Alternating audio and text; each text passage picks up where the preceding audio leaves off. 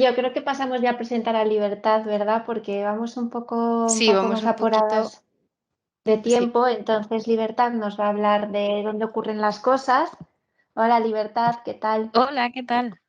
Ya hay una pregunta que quiero hacerte antes de empezar tu charla. Bueno, Tú tienes un origen no de bióloga, estudias sí. biología, entonces cuéntanos un poco cuál ha sido tu evolución desde que decidiste estudiar eso hasta ahora que eres programadora, ¿no?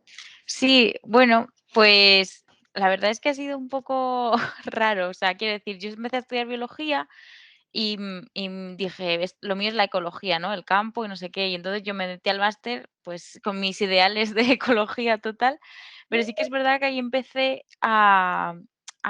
teníamos una asignatura que era hablar de estadística y demás, y empecé a programar con R. Y me gustaba, pero bueno, me gustaba porque yo pensaba que en el fondo lo que me gustaba es que yo en el fondo estaba haciendo, pues, las cosas que a mí me llamaban la atención. Pues, yo estaba trabajando en un proyecto de abejas, pues, yo analizaba los datos de eso, de las abejas, ¿no? Y bueno, y mi hermano sí que estudió la carrera de informática y me dijo: "Yo creo que te gusta programar". Le dije: "Bueno, yo creo que estoy a mis cosas". Y luego sí que es verdad que pasado haciendo un tiempo después de un trabajo en la universidad, me leí sobre Adalab, me hablaron sobre Adalab, que es un bootcamp que te forma como desarrolladora frontend, y dije: "Voy a probar", porque como que estaba ahí un poco de la universidad trabajé en la universidad trabajé como técnica y sí que me decía: "Yo quiero ir un poquito más allá, quiero trabajar con los datos, quiero saber algo más", ¿no? Y entonces dije: "Bueno, voy a probar con lo de programación", que a mí me gustó, vamos, pero yo había hecho estadística, nada de programación front. Así que sí que me gustó porque lo acabé, y así que estoy trabajando ahora como desarrolladora. Pues muy Qué bien. interesante. Y recomiendas el bootcamp, ¿verdad? Por lo que... Sí, sí, sí, o sea, a mí me gustó mucho porque, se crea ahí una comunidad, que es muy muy intensa y muy bonita en el fondo, ¿no? Porque es como un acompañamiento que tienes siempre entre mujeres, entre gente que se ha venido de otro campo y te entiendes muy fácilmente, ¿no? Entonces, yo recomiendo no que todo el mundo se tenga que hacer programador, porque al final parece que jolín, que es el único campo que tiene salida y da mucha rabia eso.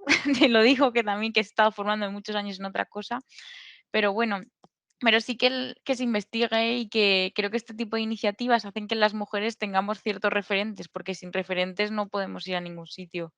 Así que yo sí que recomiendo un bootcamp, me parece una buena forma de formarse en el campo de la tecnología, pero allí cada uno que investigue cuál es el que más se adapta a sus necesidades, porque ahora, gracias a Dios, hay muchos tipos. Eso es. Oye, qué discurso Perfecto. tan bonito, me ha llegado al corazón. Sí, jolín, me he Muy enrollado, lo inspirador. Parece que siento. estamos en motivación, ¿verdad? Sí, Totalmente. perdón, me he liado, me he liado. Ha estado muy Está bien. perfecto. Vale, Pues pues vemos la vamos charla. con tu charla. Vale, venga. ¿Dónde ocurren las cosas? Hola, buenos días. Lo primero de todo, agradecer a las organizadoras y a las empresas patrocinadoras por haber creado este espacio donde compartir conocimiento con la comunidad. Es para mí un gran honor poder participar en este evento, así que muchas gracias por organizarlo. Lo primero de todo, me presento, soy Libertad Chapinal y trabajo en el Departamento de Tecnología e Innovación de ERRI España. Además, bueno, os cuento un poco más sobre mí. Yo estudié biología y un máster en ecología y luego me formé como programadora. Y la verdad es que en este mundo geoespacial en el que ahora mismo estoy trabajando, ha sido donde he podido encontrar un hueco donde poder unir la tecnología y la ciencia de la ecología, que es a la que yo me formé. Os dejo ahí mis redes sociales donde podéis encontrarme. Para cualquier cosa podéis contactarme a través de cualquiera de ellas. Y bueno, un pequeño disclaimer antes de empezar. Todo lo que diga aquí es representación mía propia, son mis opiniones y mis comentarios, no la empresa para la que trabajo. En primer lugar, ¿por qué? La charla de pero ¿dónde ocurren las cosas? ¿No? La he titulado así porque es que me ha parecido muy importante traer el patrón, esa variable geoespacial a este track. A lo largo de todo el día hemos estado hablando de la importancia de los datos y cómo nos permiten tomar decisiones, y cómo son elementos esenciales, ¿no? A la hora de trabajar. Son los que nos permiten eso, tomar decisiones, las mejores decisiones, etcétera. Pero sí que me gustaría hablar de ese dato geoespacial, ¿no? En verdad, el dato geoespacial es una variable más de nuestros datos. Lo que podemos hacer con ellos es crear patrones, es enriquecer nuestros datos. La verdad es que estas variables no son de las más utilizadas hoy en día, sí que cada día se están usando cada vez más y más, pero siempre falta un poco más en ello. ¿Y para qué se utilizan, no? Pues estas variables geoespaciales nos permiten obtener y analizar patrones. Yo en el mundo en el que vengo de la ciencia de la ecología sí que se usa mucho, ¿no? Es muy importante además analizar dónde ocurren las cosas. No solo en ecología, ¿no? Si ocurren en un tipo de ecosistema o en otro, sino también a nivel más personal, podemos decir, más humano, nos interesa igualmente, ¿no? Podemos hablar de que no es lo mismo, nos interesa saber dónde ocurren las cosas, porque no es lo mismo que haya 30 grados en el Sáhara que los hay en la Antártida, ¿no? En este en este ecosistema de cambio climático, en esta situación de cambio climático que estamos viviendo. Y de la misma forma que más a nivel local no es lo mismo tener un barrio en el que los pisos valen el doble que en otro. ¿Por qué? Puede ser que sea porque hay muchas más viviendas para los apartamentos turísticos, porque no haya servicios, etcétera. Y es una forma, las variables geoespaciales es las que nos permiten poder analizar esto y llegar a conclusiones a partir de ello. Hay muchas aplicaciones, ¿no? Os he comentado 2, pero puede ser otras aplicaciones como, por ejemplo, si tenemos una tienda online, ¿no? Que nos interese saber dónde estamos vendiendo y poder saber por qué. Si, por ejemplo, nuestra tienda lo que hace es repartir comida o repartir servicios o la compra, por ejemplo, que nos lleva la compra a casa, es interesante analizar eso, ¿no? Es interesante saber por qué en ciertos barrios tenemos más clientes que en otros, porque simplemente puede ser porque no hay servicios, entonces tienen que recurrir a este tipo de aplicaciones. Entonces, pues a lo mejor desde el punto de vista de la empresa nos interesa focalizarnos en esos barrios nuevos donde no tenemos tantos servicios, donde no hay tanto supermercado, etcétera. Entonces, creo que es muy interesante tener en cuenta esa variable geoespacial que no se termina de analizar a muchas veces, ¿no? En la pantalla podéis ver, por ejemplo, en la izquierda, en la imagen de la izquierda, cómo se han distribuido los terremotos en el volcán de La Palma, ¿no? Eso que vemos arriba es la isla de La Palma. Cómo vemos cómo la frecuencia y cómo el número de terremotos iba subiendo, ¿no? A lo largo según iban pasando los días y hasta llegar a la erupción. Luego también tenemos en este paradigma de cambio climático cómo está incrementándose la temperatura de aquí a 50 años, a finales del siglo, y también en la última cómo se reparten los servicios, ¿no? Si nosotros queremos comprarnos una casa en un barrio, saber qué es lo que vamos a encontrar en ese barrio, si vamos a tener nuestras necesidades cubiertas o no es así, un, o es más otro tipo de barrio que no tiene tantos servicios para educación o sanidad. Y entonces yo estoy hablando de que nuestros datos tienen que tener una variable geoespacial y la verdad es que en ese caso que yo os decía de la empresa que es de reparto, puede ser que yo sepa dónde vienen mis clientes, en qué zona en qué zona viven mis clientes, pero es que a lo mejor yo no tengo esos datos de si hay servicios o no hay servicios cerca, ¿no? Entonces, aunque es muy importante la variable geoespacial en nuestros datos, no hay que tomarla como ella sola, no como nuestros datos son los más importantes, sino que hay que combinarla con otros portales, con otros datos abiertos que podemos encontrar. En España, la verdad es que se está haciendo un gran esfuerzo por abrir muchos datos, tanto de parte del gobierno como datos.gov.es, como de institutos nacionales como el de Estadística o el Instituto Geográfico Nacional y de otros portales, tanto europeos como gobiernos locales, como ArcGIS-Hub o OpenHub, que son portales de datos abiertos, sino que aparte de todos estos, además tenemos empresas que nos dan esos servicios de datos, nos preparan los datos y ya podemos consumirlos, ¿no? Entonces, cuando hablamos de nuestros datos, aparte de los que nosotros tomamos, tenemos que tener en cuenta el ambiente, dónde se han creado estos datos, o sea, qué nos está diciendo el ambiente, dónde vienen los datos, para poder crear o poder analizar mejor el impacto que nosotros estamos teniendo, nuestra aplicación puede llegar a tener o nuestro producto.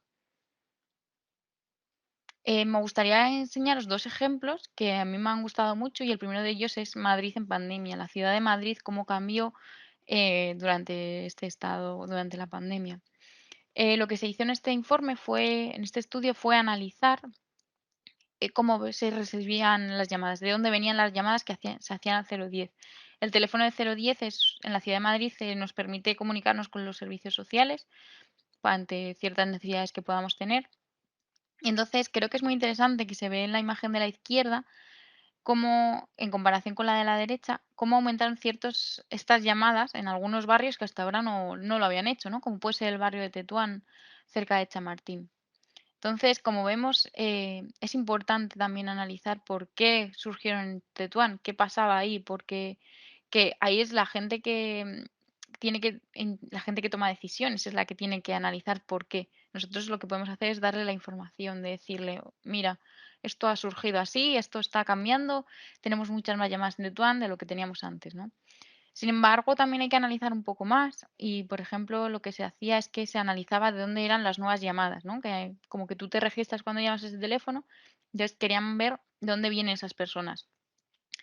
El cinturón sur de Madrid llamaba, como hemos visto en la imagen anterior, tenía muchas llamadas tanto antes como durante la pandemia, pero si nos fijamos, aunque las llamadas también se incrementaron ahí, también hubo muchos nuevos usuarios en los distritos de Usera o Carabanchel, ¿no? Entonces, es importante destacar eso y decir, barrios que en los que ya había necesidades, se han aumentado esas necesidades. En barrios como Tetuán que no había tantas llamadas,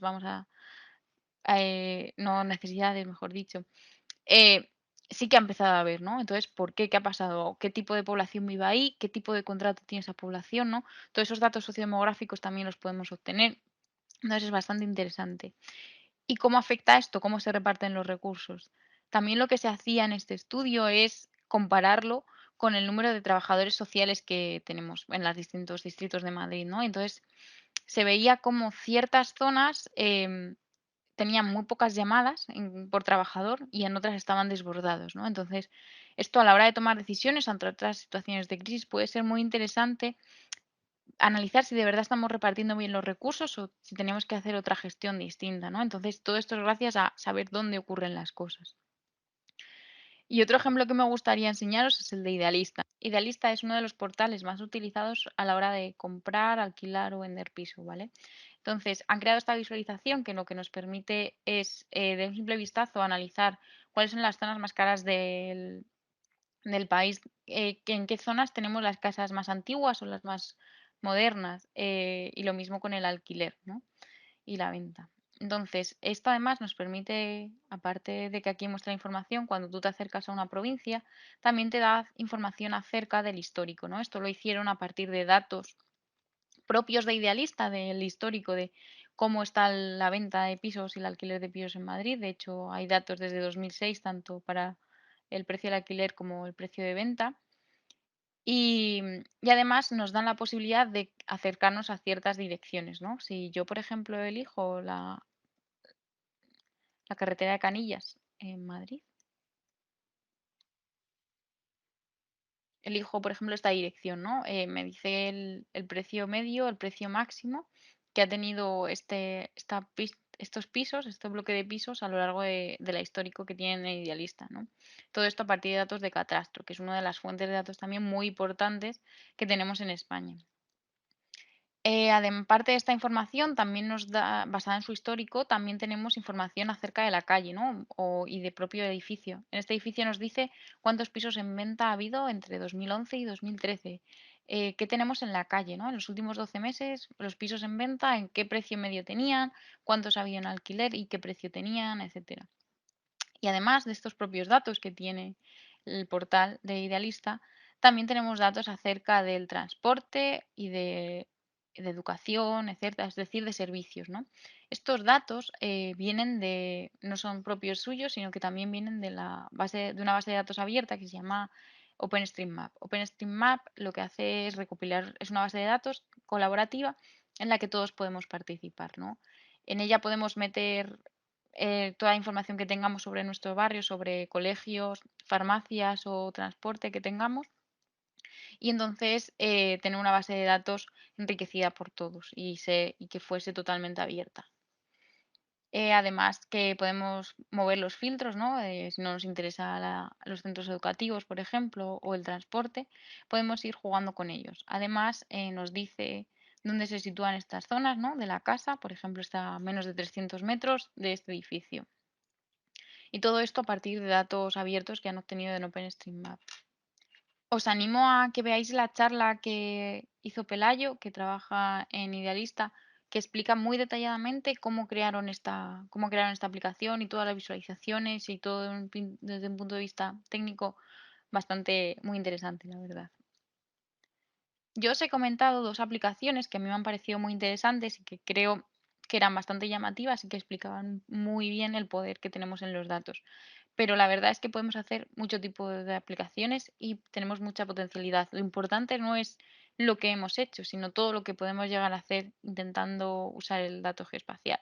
Porque tenemos aplicaciones para agricultura, para gestión forestal, gestión territorial, cambio climático y seguridad ciudadana, transportes. Puede aplicarse de distintas formas. Entonces, hay un gran potencial ahí. Además, hay muchos tipos de visualizaciones que nos permiten compartir ese dato con el resto de gente. Pero ¿y cómo hacemos todo esto, no? O sea, a mí me gustaría también hablaros un poco de cómo se hace todo esto.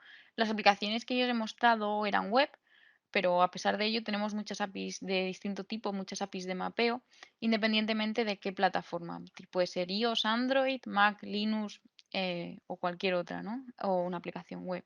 Además, tenemos un montón de aplicaciones que podemos hacerlo, desde Git, Google, Ery, Cesium, Leaflet. Hay una gran diversidad de APIs de mapeo, o sea que siempre encontraremos una que se adapte a nuestras necesidades. Y además, aparte de esa API con la que visualizar los datos, también podemos combinarlo con servicios de localización a los que podemos acceder vía API REST. Y es ahí donde entra nuestro papel como desarrolladoras, ¿no? Podemos consumir esos servicios e integrarlos en nuestras aplicaciones. ¿Y qué servicios de localización tenemos? Pues por nombrar algunos, podemos hablar de geocodificaciones, de creaciones de ruta, de enriquecer datos con información sociodemográfica o imprimir de mapas, ¿no? Entonces, hay una gran variedad de esos servicios de localización, que son esos servicios que llevan intrínseco esa información geolocalizada y que están a nuestra disposición y que creo que es un buen campo que explorar. Además, me gustaría ya que estoy comentaros que formo parte de una comunidad que se llama GeoDevelopers y que creo que si de verdad se integra a este mundo puede seros de ayuda porque es una comunidad donde compartimos nuestras alegrías y nuestras penas y nuestras discusiones con la tecnología, con las distintas tecnologías. Así que os animo a que investiguéis un poco a ver si os llama y si es así, os esperamos con los brazos abiertos en la comunidad. Como conclusiones, me gustaría que de esta charla os llevarais la importancia del valor geoespacial, cómo ese dato geoespacial aporta valor y cómo es importante tenerlo en cuenta para obtener patrones o para analizar los datos, para creando visualizaciones, ¿no? Todo esto lo podemos hacer con una gran diversidad de APIs de mapeos que tenemos disponibles en la actualidad y que es multiplataforma. Repito esto porque creo que es importante porque nos quedamos muchas veces en la aplicación web, pero podemos hacer aplicaciones offline con distintas aplicaciones, con distintas herramientas que nos permitan coger datos en campo, desde el móvil, no hace falta con una aplicación nativa o desde una tablet, ¿no? Y todo esto es importante para hacer esa democratización del dato.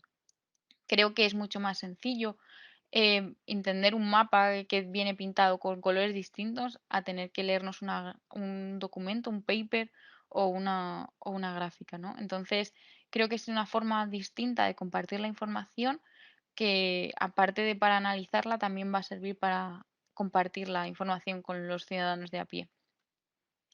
Lo dicho, en Twitter os dejo todos los recursos y la presentación de hoy y muchas gracias por cederme este espacio.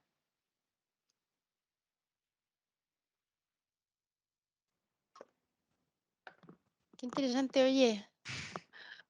Muy chula la Eh, charla.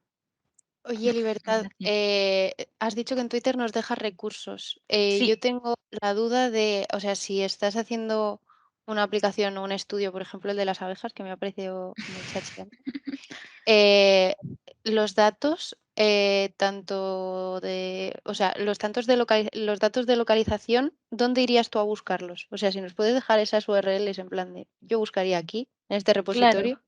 Claro, sí, sí, os puedo dejar algunas URLs, os lo dejaré en Twitter, pero vamos, que lo que decía un poco, que hay muchos portales abiertos que muchas veces no sabemos investigarlos, pues porque no se les ha dado la difusión correcta o porque nunca nos hemos planteado y no nos hemos fijado que estaban ahí. Pero, por ejemplo, yo que soy de Madrid y hablo de Madrid, perdón por el monotema, pero por ejemplo, el Ayuntamiento de Madrid tiene un portal de datos abiertos que muchos de ellos están georreferenciados, como pueden ser, pues, dónde están las estaciones de carga de bicicletas y demás. Y entonces, que hay mucha variedad. Así que sí, os pondré todos los recursos allí en Twitter por si alguien quiere empezar a investigar ahí y evaluar a ver si su ciudad y su ayuntamiento está compartiendo esos datos. Genial. Pues muchas gracias A por tu vosotras. tiempo y por Gracias, tu Libertad. presentación y la charla emocional esta que nos has dado hoy.